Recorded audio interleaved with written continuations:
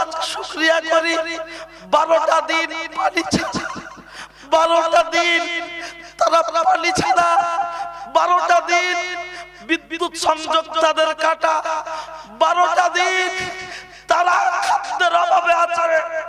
বড় বড় বিল্ডিং এর ভিতর থেকে যখন ধ্বংসস্তূপের ভিতর থেকে মরা মানুষের ডেড বডি গুলো, শহীদদের লাশগুলো টেনে টেনে বার করা হচ্ছে, আমি চামড়ার চোখে দেখেছি একটা ছোট্ট বাচ্চা ছেলে 8 থেকে 9 বছর বয়স, হাফ প্যান্ট পরে আছে। ওই ঘর বাড়ি ভেঙে পড়েছে, তার ভিতর থেকে যেই টেনে ওকে বার করেছে, ছেলেটা উঠে দাঁড়িয়ে আনন্দে শুকরিয়া আদায় করার জন্য সাথে সাথে সিজদায় পড়ে গিয়েছে।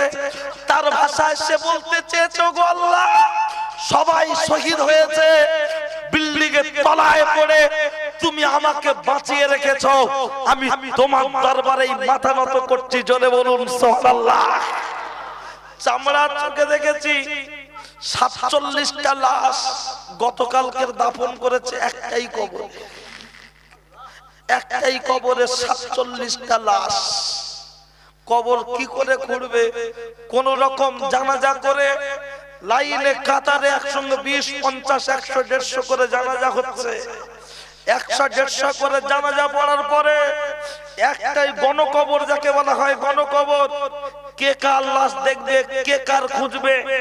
গত 2 দিন আগে একই দিনে কয়েক ঘন্টার ব্যবধানে 800 মানুষ নিহত, 800 তারা শহীদ হয়েছে। আমরা কোরআন শরীফের ছোট্ট একটি সূরা, সূরাটার নাম হলো সূরা ফিল। আলাম তারা কাইফা ফাআলা রাব্বুকা বিআসহাবিল ফিল।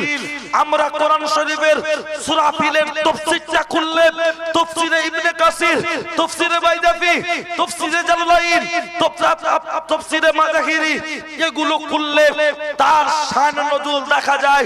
যেদিন কাবার দায়িত্বে ছিল আব্দুল মুত্তালিব, কাবার মুতাল্লি আবরাহা বাদশা হস্তি বাহিনী নিয়ে এসে কাবা ধ্বংসের জন্য আগিয়ে এসেছিল। শুনেছেন না শোনেননি?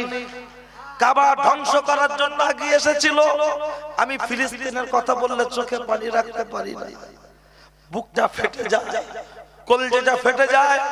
আমরা তাদের জন্য কিছু করতে পারি না, অন্তত নামাজের শেষে আল্লাহর কাছে 2 হাত তুলে 2 ফোঁটা চোখের পানি ফেলে দোয়া করতে পারি কি পারি না? সকল বলুন, পারি কি পারি না? আমি আপনাদের কাছে হাত জড়ো করে বলবো, আমার বাপ বয়সে অনেক মানুষ আছেন, দাদুরা আছেন, হাত জড়ো করে বলবো, নামাজের মুসাল্লায় বসে 2 ফোঁটা চোখের পানি ফেলে তাদের জন্য শুধু দোয়া করবেন। রাসূলের হাদিস ঘোষণা অনুযায়ী আল্লাহর নবী বলেছেন, এমন একটা সময় আসবে ওই বাইতুল আকসা, ফিলিস্তিনের মুসলমানরা, ওখানে যুদ্ধ শুরু হবে, মুসলমানরা অনেক মারা যাবে, পরিশেষে মুসলমানরাই জয়লাভ করবে। জোরে বলুন, আর একটু জোরে বলুন। আমরা শুনেছি কারবালার ময়দানে রক্তের বিনিময়ে, আমরা আজকের সেই কারবালার ময়দান, রক্তের বিনিময়ে আমরা ইসলাম পেয়েছি। আমরা শুনেছি অক্লান্ত পরিশ্রমের বিনিময় টুপি পেয়েছি, দাড়ি পেয়েছি, কথা ঠিক কি না? তারা জমি তৈরি করে গেছে, আমরা তাদের তৈরি করা জমিতে অন্তত কমসে কম আমরা যখন আছি, হে উপস্থিত জনমণ্ডলী শুনে রেখে দেন, জেনে রেখে দেন, যখন কাবার মাতোয়াল্লি আব্দুল মুত্তালিব আবরাহা বাদশা হস্তি বাহিনী নিয়ে গিয়ে আসছে, কাবা ধ্বংস করে দেবে, ও কাবাকে আর রাখবে না, কাবা ধ্বংস করে দেবে। আব্দুল মুত্তালিবের কাছে আসার আগে দূরে যে ভেড়া বকরি ঘুরছিল, এগুলো আবরাহা বাদশা সব বন্দী করে ফেলেছে। কেন? মুত্তালিব এখানে আসবে, এসেই ওদের যখন কাবা ভাঙতে আমরা এসেছি খবর ওর কাছে আছে, তাহলে আগে ভেড়া বকরির জন্য কিছু বলবে না, আমাদের বিরুদ্ধে যুদ্ধ করবে, পায়ে পাতুল দিয়ে ঝগড়া করবে। মুত্তালিব কাবার পাশে দাঁড়িয়ে বললেন, হে রব, হে প্রভু আল্লাহ, কাবা আমার নয়, কাবা তোমার, দেখভাল করার দায়িত্ব আমার। কিন্তু ওরা সদল বল, বহু লোক এসেছে, ওদের যুদ্ধ বাহিনী নিয়ে এসেছে, আমি তো ওদের সাথে যুদ্ধে জয়লাভ করতে পারবো না। আল্লাহ তোমার কাবা, হেফাজতের মালিক তুমি। মুত্তালিব হেঁটে হেঁটে হেঁটে হেঁটে যখন আগিয়ে যাচ্ছে, আব্রাহা বাদশা ছক করে রেডি হয়ে আছে, মুত্তালিব যদি কাবার বিরুদ্ধে কিছু বলে এখানেই যুদ্ধ করে ওকে ধ্বংস করে দিয়ে কাবা ভাঙবো। আব্দুল মুত্তালিব গিয়ে বলল, গো আমার বকরি ভেড়া এগুলো তোমরা আটকে রেখেছো। ওরা মুখের দিকে তাকিয়ে বলছে, আরে আমরা তো এসেছি কাবা ভাঙতে, তুমি কাবার মাতোয়াল্লি, তুমি সে কথা কিছু বলছো না কেন? মুত্তালিব ছোট্ট করে বলেছিলেন, কাবা আমার নয়, কাবা আল্লাহর, হেফাজত করবেন তিনি। একটু জোরে বলুন, আর একটু জোরে হবে না? হেফাজত করবেন তিনি। ভেড়া বকরি এগুলো আমার, আমাকে দিয়ে দাও। ওরা বলল, হে মুত্তালিব আমরা কাবা ভাঙবো, তোমার কোনো ভূমিকা থাকবে না। বলছে না, কাবা আমাকে আমার গুলো দাও।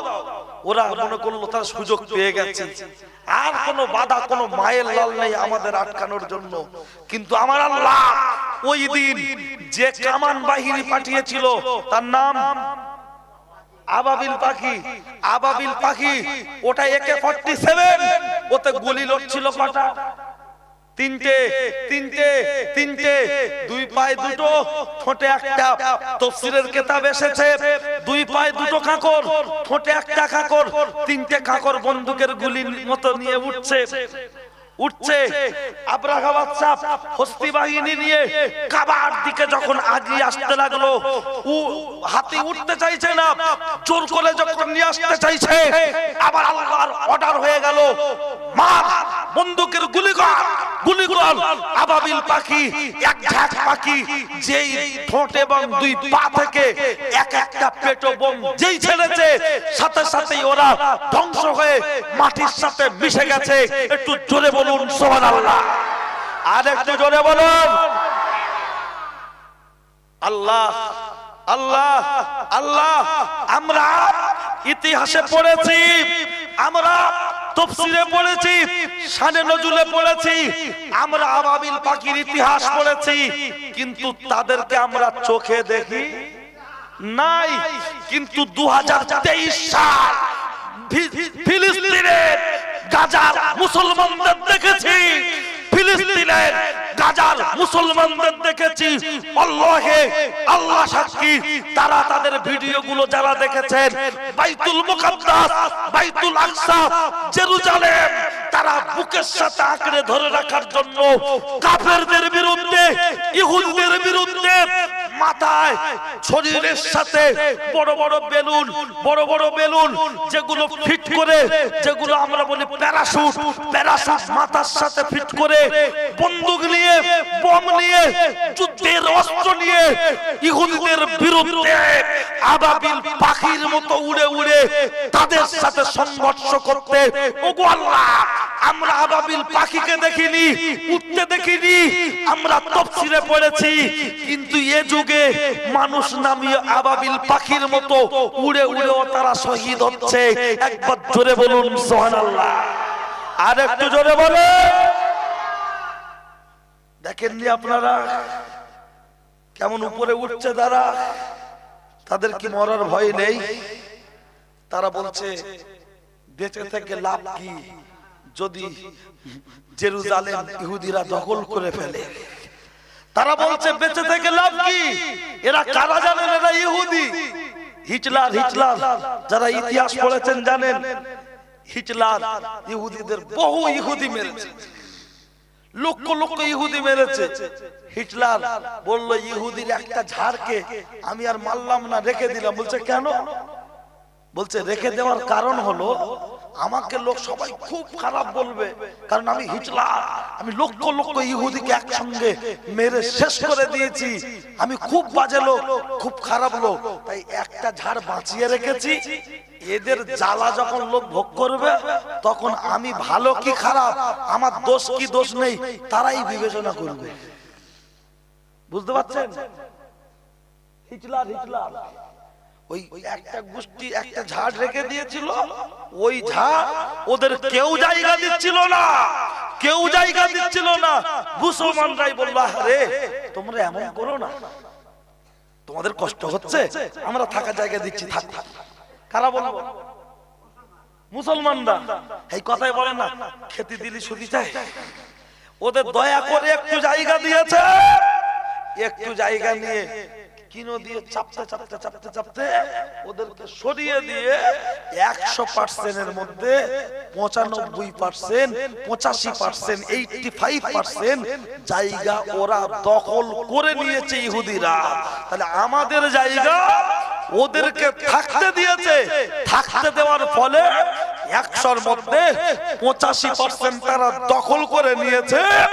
নিজেদের অস্তিত্ব, জন্মভূমির মাটিকে রক্ষার স্বার্থে, আল্লাহর ঘর সেই রক্ষার স্বার্থে তারা লড়াই করছে। তাদের লড়াইটা কি অন্যায় হচ্ছে বাবা? গত পরশুদিন কালকের ভিডিও দেখছিলাম, ঘাটাল, মেদিনীপুর ঘাটাল বলে একটা থানা আছে, নাম শুনেছেন? মেদিনীপুর ঘাটালের যুবক ইসরায়েলে থাকতো। ওই ছেলেটা বাড়ি এসে বলছিল, শুনছিলাম যে ওখানে যা হচ্ছে না, ভারতবর্ষের কিছু মিডিয়া অন্য ঝামেলা, সেই ইরাকের ঝামেলা, আগেকার সব ভিডিও সেইগুলোকে ওখানকার ঝামেলা বলে চালিয়ে দিচ্ছে। আর মুসলমানরা জঙ্গি, সন্ত্রাস, এটাকে খুব হাইলাইট করে প্রচার করছে। তার কারণ মানুষের ব্রেনে ঢুকিয়ে দিতে চাইছে মুসলমান মানেই সন্ত্রাস, কিন্তু না বসায় ওরা যতই মানুষের ব্রেনে ঢোকাতে চায়। তার কারণ মনে রাখুন, ইসলাম হলো টিউর মতো, পানির ভিতরে যতই চেপে রাখুন সুযোগ পেলেই খেলে ওঠে। কথা ঠিক কি না? ওরা যতই মনে করছে ইসলামকে চেপে ধরবো, কেউ যদি মনে করে টিউর পানির ভিতর চুবিয়ে মেরে দেবো, জীবনে সম্ভব? টিউর যেই চাপা ছেড়ে দেবে উপরে উঠে যাবে, যেই চাপা ছেড়ে দেবে সেই উপরে উঠে যাবে, যেই চাপা ছেড়ে দেবে সেই উপরে উঠে যাবে। ওরা মনে করছে ইসলামকে আপনারা ডুবিয়ে বিশ্বের দরবারে তুলে ধরবো, যাতে ইসলামকে সবাই সন্ত্রাসী বলে আখ্যা দেয়। কিন্তু ওরা যত ডোবানোর চেষ্টা করেছে, ততই পৃথিবীতে দলে দলে মানুষ ঈমানের কলেমা পড়েছে। একটু জোরে বলুন, আর একটু জোরে বলুন। ইসরায়েলি পণ্য, পেপসি বলে কোন কোম্পানি আছে আমরা জানি না, খাচ্ছি, বলছো ঢেগুরুর একটু পেটটা খালি হয়েছে, একটু কম খেলি আর পেপসি খাওয়ার দরকার হয়। বাড়ি হোটেলে গিয়ে হাফ প্লেট বসলে বলছে এ গেল ঝোল লিয়া।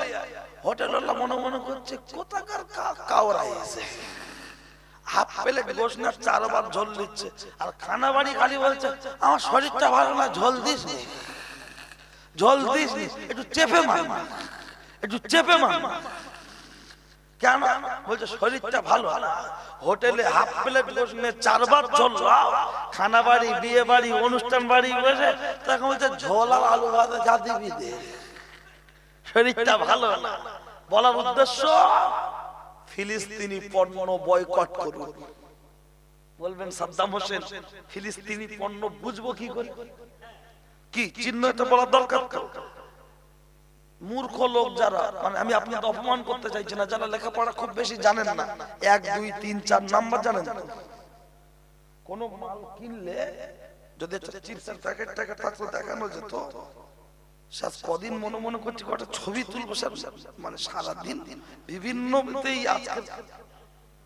সব বলছি, আমি আর না জেনে আর বলছি 100 না 700 বলছি। তো সারাদিন এই মিটিং ছিল রাজারহাট নিউ টাউনে, সেখান থেকে ঘুরে এই গলায় দেখছেন না মাঝে মাঝে চেপে যাচ্ছে, মানে ঘুম না হওয়ার কারণ হলো এটা। আমাদের বাপ বেটা, আমার আব্বারও গলা বসতো না, আমারও গলা আল্লাহ রহমতে বসলেও যা, না বসলেও তাই। শুধু এই একটু ঘুম কমের জন্য পরিশ্রমটা বেশি হয়ে গেলে, একটু রেস্ট পেলে সমস্যা হয় না। তবে দোয়া করেন এই গলা ভাঙা হোক আর তলা ভাঙা হোক, যা হবে এতেই চলবে, সমস্যা নেই। কোনো কিছু খাবার কিনলে, প্যাকেট কিছু কিনলে ওর একটা সাইডে দেখবেন কালো কালো করে যেন এরকম দাগটানা থাকে, যেটাকে বলা হয় বারকোড। এই বারকোড ওর নিচে ছোট ছোট করে 6টা 8টা অক্ষর নাম্বার লেখা থাকে। মনে করুন 22, 35, 41, 49 এরকম লেখা থাকে, একসঙ্গে 8টা 10টা। ওই বারকোডে ইসরায়েলের প্রোডাক্ট হলো 729 বারকোড থাকবে। কত বললাম? প্রথমে হোক মিডিলে থাকে 729। আর আরেকটা ওদের বারকোড আছে, ওই নাম্বার, সেই নাম্বারটা হলো 871, 871 729 729 729 আর 871। এই দুটো কোড হলো ইসরায়েলি প্রোডাক্ট। রাসূলুল্লাহ বলেছেন ফামানরা মিনকুম মুনকারান ফালিগাইয়ির বিয়াদিহি ওয়া ইল্লাম ইস্তাতিফা বিকলবিহি ওয়া ইল্লাম ইস্তাতিফা বিলিসানিহি ওয়া যালিকা দাফুল ঈমান। তোমার সামনে যদি শরীয়ত বিরোধী কাজ হয়, তোমার হাতে যদি ক্ষমতা থাকে, হাত দিয়ে বাধা দাও। কিন্তু ইসরায়েল হচ্ছে ওটা তো শরীয়ত বিরোধী, আমরা হাত দিয়ে বাধা কিভাবে দেব? রাসূলুল্লাহ বললেন যদি তোমার আয়াতেই বাইরে হয়, নাগালের বাইরে হয়, যদি হাত দিয়ে বাধা দিতে গেলে তোমার উপরে চাপ আসে, গোয়ালের গরু খুলে নিয়ে চলে যায়, তোমার যদি অন্ধকারে বোম মারার চেষ্টা করে, তোমার যদি প্রাণনাশের ভয় থাকে, রাসূলুল্লাহ বলছেন তুমি মুখ দিয়ে প্রতিবাদ করো। এই মুখ দিয়ে প্রতিবাদ করো। যদি রাসূলুল্লাহ বলেছেন মুখ দিয়ে প্রতিবাদ করা, এটা হলো ইমানদারের সেকেন্ড ক্লাস। ইমানের হলো 3টে স্তর, ফার্স্ট, সেকেন্ড, থার্ড। একটা হলো হাত দিয়ে প্রতিবাদ, আরেকটা হলো মুখ দিয়ে প্রতিবাদ, আরেকটা হলো অন্তর থেকে ঘৃণা। আমার ইন্ডিয়ান সরকার, ভারতবর্ষের সংবিধান আমাদের বাক স্বাধীনতা দিয়েছে, তার বিরুদ্ধে প্রতিবাদ করা, অন্যায়ের বিরুদ্ধে প্রতিবাদ করা। তাই আমরা অন্যায়ের বিরুদ্ধে মুখ দিয়ে প্রতিবাদ করব।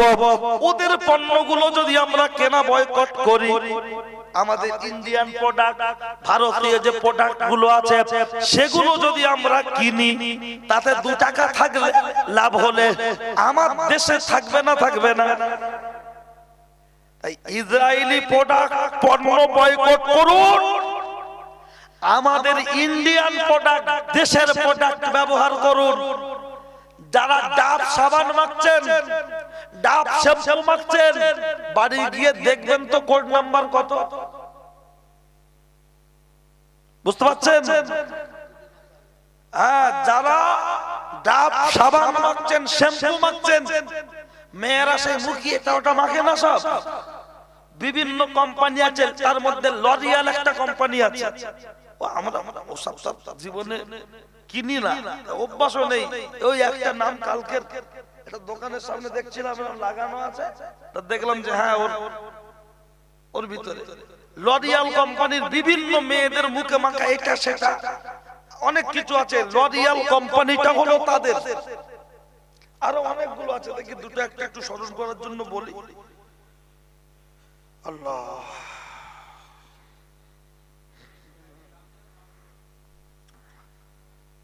পেপসুডেন্ট বলে একটা কলকাতা আছে না, পেপসুডেন্ট, ওই আমাদের ওই সতীনের ছেলেদের মাথায় রাখবে।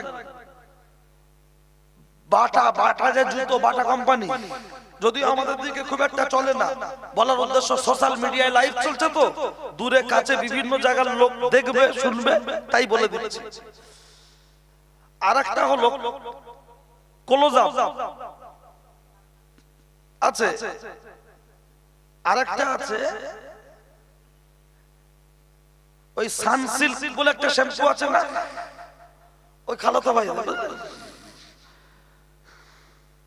পন্ডস, ভ্যাসলিন, কোকোকোলা, এরকম একটা বাচ্চারা খাবার কেনে, কিটকাট, চকলেট, এখন দোকানে দোকানে না কিটকাট, ওদের ম্যাগি, আরো অনেক আছে, 7 আপ, আরো অনেক আছে, সব আমরা বুঝিও না, আর এ করি না, তো তারপরেও বলবো আল্লাহর রাস্তে এগুলোকে বয়কট করুন, বয়কট করুন, বয়কট করুন।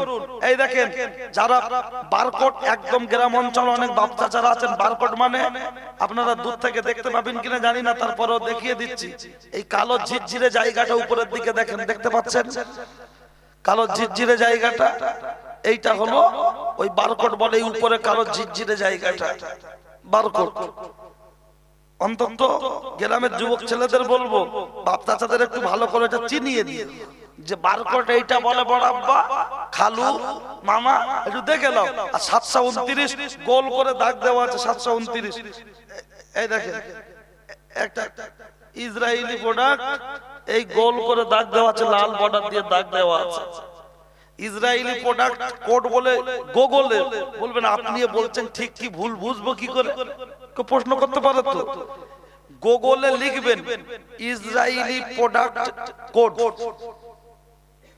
ইসরায়েলি প্রোডাক্ট কোড বলে গুগলে লিখবেন, আপনি আপনার সামনে লেখা চলে আসবে। একটু ওপেন করবেন, টাচ করবেন, ওপেন করে পড়ে দেখবেন, তাতে পাবেন।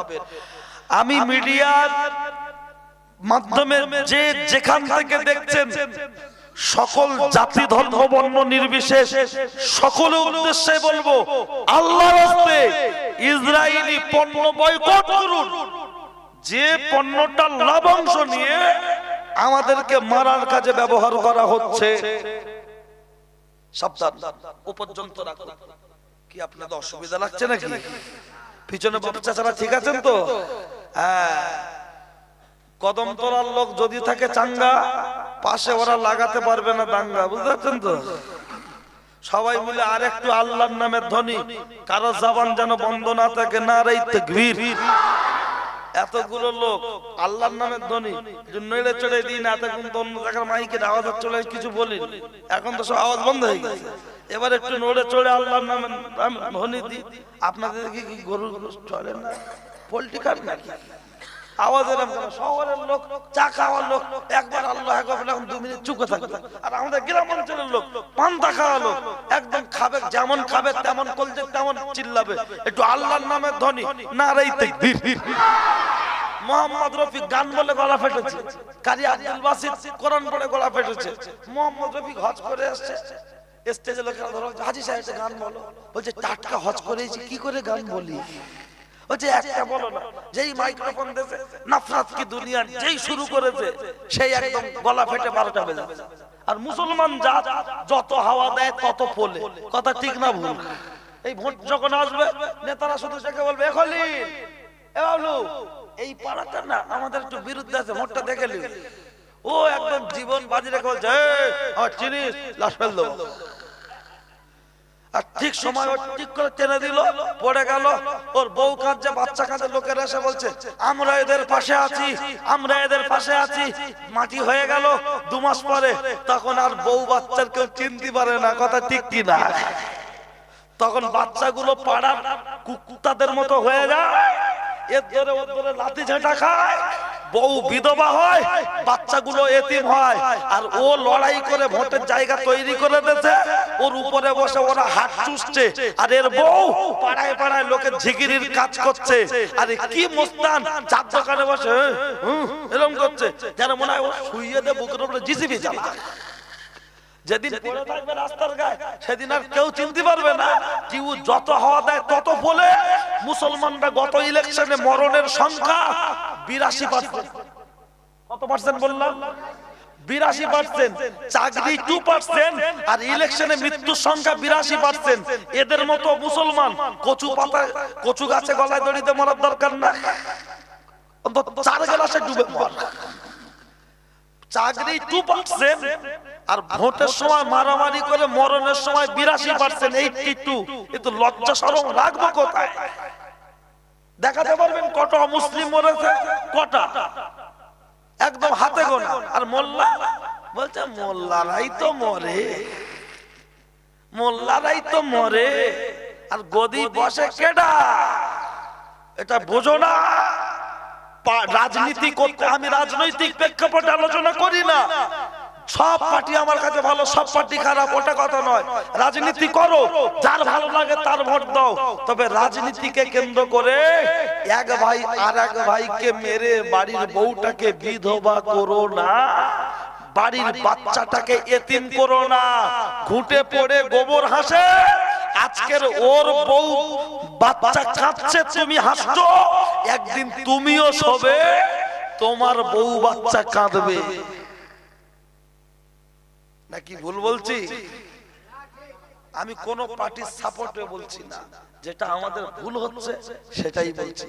ডন্ট মাইন্ড রাজনৈতিক ভাইরা, যেন আমাকে নিয়ে যেন ভাববেন না এই পার্টির কথা বলছে কেন, তা পার্টির কথা বলছেন কি কথা বলবো তুমি একটু বলে দাও। ও কথা বললে না বুঝলি ভাই। চলো, যার ভালো তার ভোট দিন, যার ভালো লাগে তার ভোট দিন, ওটা আমার দেখার দরকার নেই, তবে মানুষ মেরে রাজনীতি নয়। চলো, কারণ এই কথাগুলো এখন বলছি কেন জানেন? আমার আব্বা যখন মারা যায়, আমার ছোট ভাইয়ের বয়স ছিল মাত্র 27 দিন। কদিন বললাম? 27 দিন। তো আমার ছোট ভাইটা যখন ও 27 দিন বয়স, আমার তখন তোর বয়স বেশি নাই, 13-14 বছর। আমারও সেই সময় সব কথা মনে নেই। আজকে যখন ফিলিস্তিনের বাচ্চাদেরকে তার বাপেরা জড়িয়ে ধরে কাঁদছে, এমন এমন বাচ্চা দেখছি, মনে করেন বাচ্চাটা 3 বছর বয়স, এরম বসে এদিক ওদিক দেখছে, এদিক ওদিক দেখছে, খুব কাঁদ, যেখান থেকে রক্ত ঝরছে, এখান থেকে রক্ত ঝরছে, মুখ বোম মেরেছে, ছড়িয়ে গেছে। তার ছোট 7 বছর 8 বছরের বাচ্চা বোনটা ওই ছোট বাচ্চাটার পাশে এসে গায়ে মাথায় হাত বুলাচ্ছে, সে তার ভাষায় যেন তাকে সান্ত্বনা দিতে চাইছে। বাপ মা সবাই শহীদ হয়ে গেছে, কেউ নেই আর। ওই যে ছোট্ট বাচ্চা 3 বছর আর একটা বাচ্চা 8-9 বছর, তারা এতিম অসহায়ের মতো তখন যারা কাঁদছে না, ওদের চোখ মুখ দেখছি।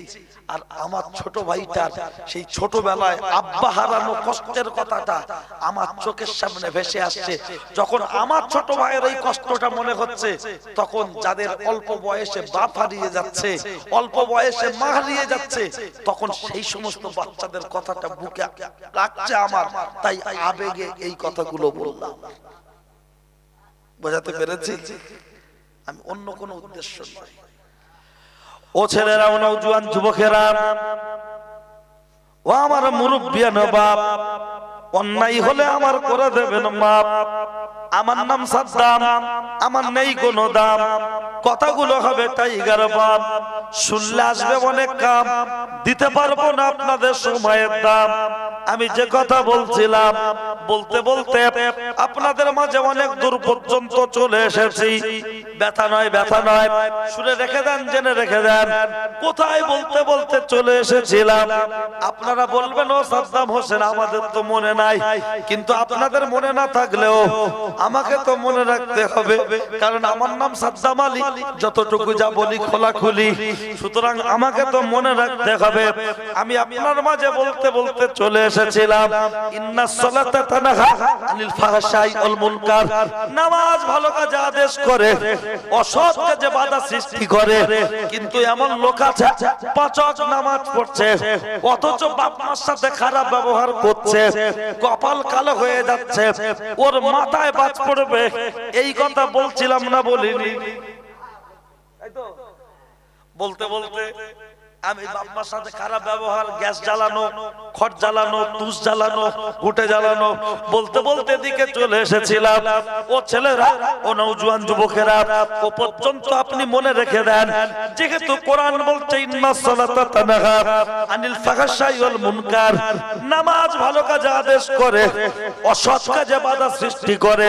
না না না না না না, শুনে রেখে দেন, জেনে রেখে দেন, বেনামাজিদের বক্তব্য ও সাদ্দাম ভাই, ওরা ওরা নামাজ পড়ে যা করছে আমরা নামাজ না পড়ে তার থেকে ভালো আছি।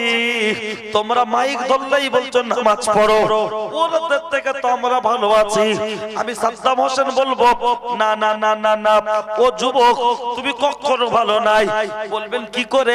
চলুন প্রমাণটা আমি দিচ্ছি। কিতাবটার নাম হলো সিরাতে ফারুকে আজম।